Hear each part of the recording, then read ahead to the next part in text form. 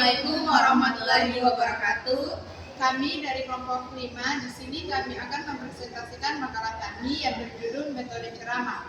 Sebelum masuk ke pembahasan, perkenalkan nama saya Hidayanti dengan NIM A1H1240007. Nama saya Bayu Makasih dengan NIM A1H1240033. Nama saya Vita Makira dengan NIM A1H1240087. Nama saya Sri Utmania Anjani dengan NIM A1H1240057. Baik, di sini saya akan menjelaskan tentang definisi metode pengajaran ceramah. Metode ceramah adalah salah satu cara pengajaran tradisional yang paling lama digunakan dalam proses belajar mengajar dari tingkat paling dasar sampai perguruan tinggi, mengingat sifatnya yang sangat praktis dan efisien. Dalam bahasa Inggris diistilahkan dengan lecture method yang berasal dari bahasa Latin lecture atau legu yang berarti membaca dengan suara keras. Hal ini merujuk kepada histori asal masa penggunaan metode ini yang muncul dan banyak digunakan mulai abad ke-5 oleh bangsa Yunani yang kemudian diadopsi penggunaannya secara luas oleh kaum muslimin.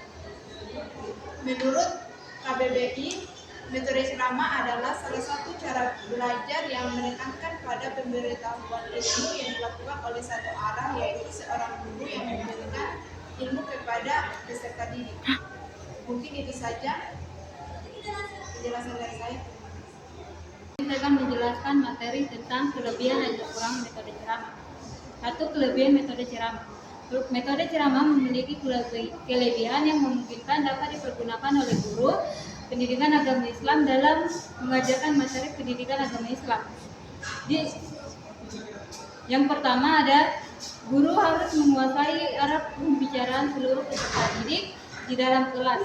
Yang kedua, kekurangan metode ceramah. Pertama, guru pendidikan agama Islam tak dapat mengetahui sampai di mana peserta didik mengerti pembicaraannya. Yang kedua, kata-kata yang diucapkan guru ditafsirkan lain oleh peserta didik. Ketiga, cenderung membuat peserta didik kurang kreatif. Saya kembalikan kepada pemateri selanjutnya. Baik, saya lanjut. Bagian C, prosedur penerapan metode ceramah agar pembelajaran menjadi efektif. Dalam pendidikan, metode ceramah yang baik, seorang guru harus menguasai bahan yang akan disampaikan. Guru menyusun secara sistematik dan mengurutkan bahan yang akan disampaikan. Harus memberikan penjelasan dan bahasa yang tepat. Langkah-langkah yang perlu dilakukan oleh guru dalam penerapan metode ceramah. Yang pertama, 1. Melakukan pendahuluan dengan cara sebagai berikut. Bagian A, memulai pelajaran dengan menatap muka para siswa. Bagian B, menjelaskan terlebih dahulu kepada siswa tujuan dari pembelajaran agar peserta didik mengetahui kemana arah kegiatan belajarnya. Bagian C, menjelaskan setelahnya pokok-pokok materi yang akan dipelajari. Yang kedua, melakukan langkah penyajian materi ceramah dengan memperhatikan faktor-faktor berikut. Faktor yang bagian A, memelihara perhatian peserta didik sepanjang pelajaran dan menyemangatinya. Bagian B, sistematis dalam penyampaian, tidak berputar-putar dan tidak loncat-loncat. Bagian C, bervariasi dalam kegiatan pembelajaran dan berinteraksi dengan siswa, semisal memberi latihan, pengajaran tugas, mengajukan pertanyaan, dan berdiskusi. Bagian D, menggunakan media pembelajaran yang variatif yang sesuai dengan tujuan pembelajaran.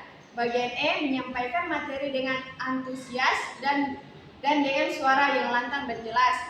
Bagian F, bergerak, tidak terpaku di meja sehingga dapat respon menarik perhatian siswa.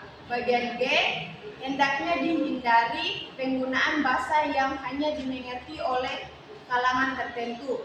Bagian 3, melakukan langkah penutupan pelajaran di akhir pelajaran dengan memperhatikan hal berikut.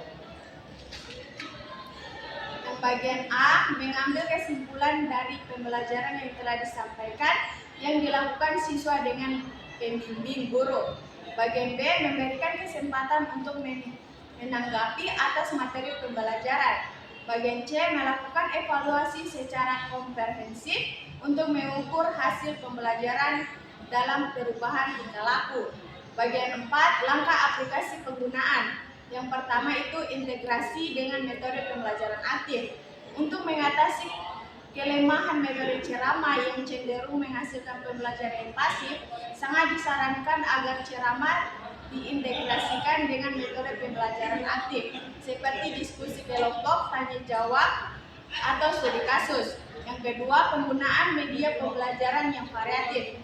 Penggunaan media pembelajaran yang variatif seperti video, presentasi, multimedia, dan alat bantu visual lainnya dapat membantu memperkaya penyampaian ceramah.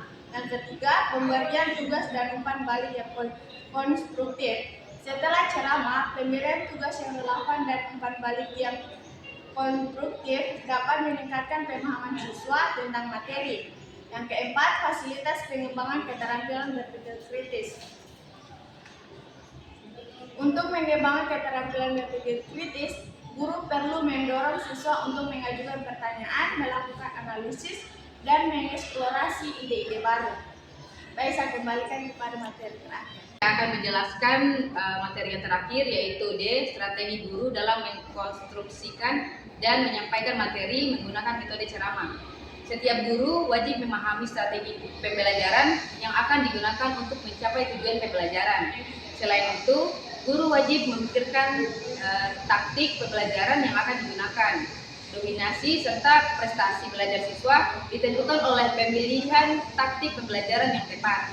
Sebagai guru profesional, kita harus bisa mempunyai kemampuan di depan kelas.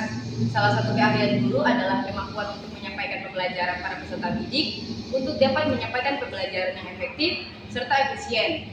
Guru perlu mengenal banyak sekali jenis strategi pembelajaran agar bisa menentukan yang paling cocok untuk bidang studi yang akan mereka ajar.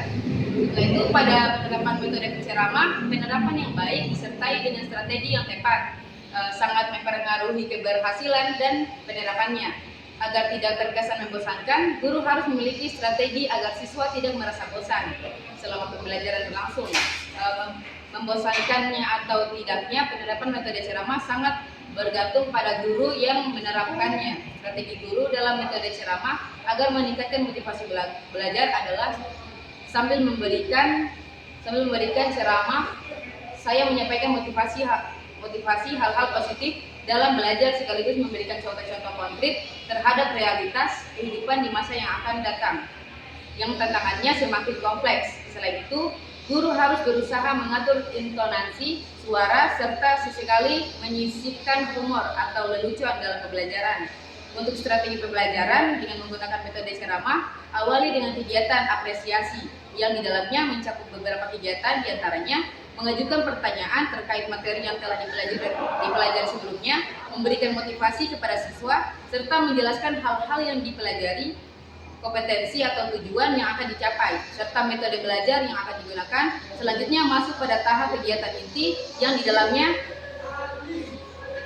siswa diberikan kesempatan untuk mengamati atau membaca materi yang akan dijelaskan 5-15 menit. Setelah itu, guru menjelaskan cakupan materi yang telah diamati oleh siswa. Pada tahapan ini, guru menggarisbawahi atau memberikan penekanan bahwa bagian materi yang dianggap penting pada siswa. Itulah materi yang dapat saya jelaskan. Wabillahi taufiq wal hidayah. Wassalamualaikum warahmatullahi wabarakatuh.